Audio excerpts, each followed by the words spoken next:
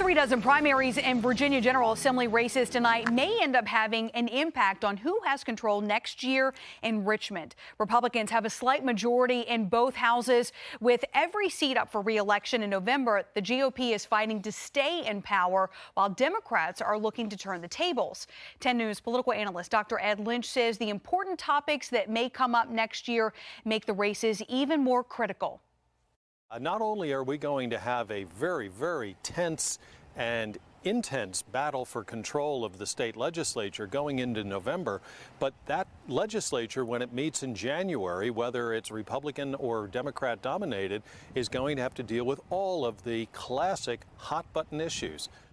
Along with budgetary issues, the topics that the General Assembly may address include gun rights, abortion, health care, and redistricting. If there's a primary where you live, polls are open until 7 o'clock tonight, and you can stay up to the minute with results on our website, WSLS.com.